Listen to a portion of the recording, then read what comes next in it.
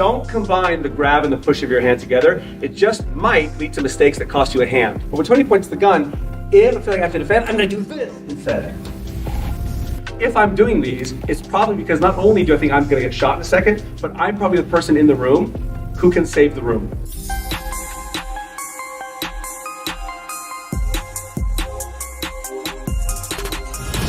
But now, instead of pointing the gun at my head, he's pointing out at all you guys.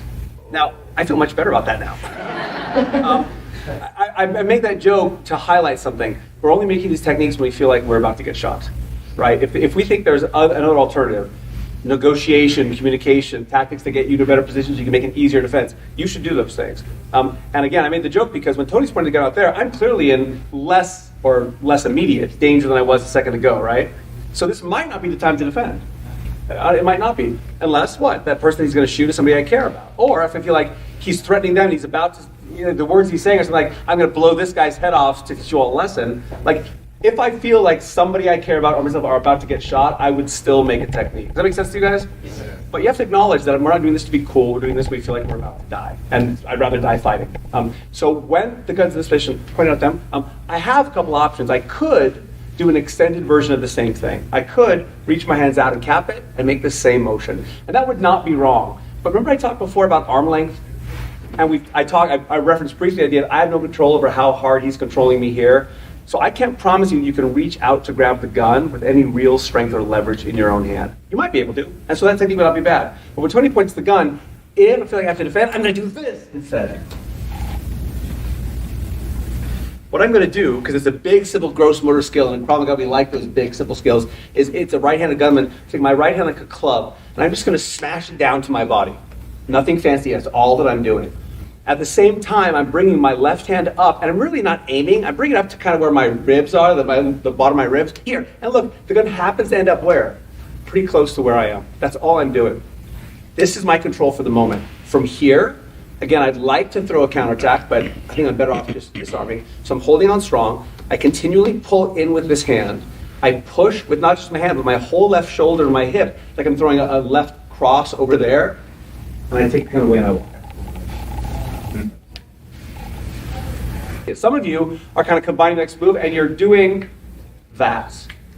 Trust me, if you've been under high stress like this, it's an easy mistake to make. You're going to end up, what, missing the gun or putting your palm in front of the line of fire? That's not a good place for your palm to be, by the way. So I don't want that in our training. I don't recommend it in real life. When I make the technique, it's 1, 2, I'm just grabbing the gun. But I'm not pushing yet. I'm grabbing, now I go.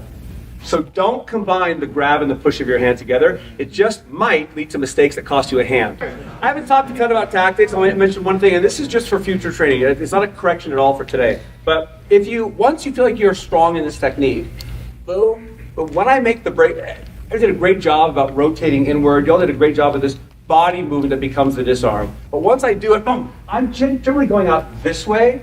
I'm not necessarily trying to roll in and walk back this way. This might happen. Environment might require that, right? My movement might make that happen, but in general, I'm trying to get off to the side. I'm offsetting. I'm not trying to walk right in front of any weapons it's punches and kicks you might have or grab it. In theory, boom, boom, I can get to here and I can start throwing knees and groin kicks. And that would not be wrong. And if I felt stuck, I would do that. If something about my movement or this guy's left arm, bad movement on my part or strong movement from him kept me stuck there, I would give those strikes. I give headbutts and knees. But in general, my goal here is not to, because I want to get where?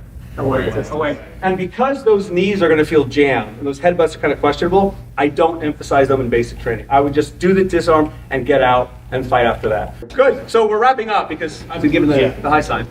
But I want to leave at least a minute for a question. Any questions about these techniques, similar techniques, any gun-related stuff or problem gun-related stuff? Yes, sir. I was wondering if you were thinking about anything specific to make the clubbing motion of that last technique less detectable. Is that how much of a concern is that? Well, I'm trying not to flare out too much, but here's the thing: is I have to make it strong.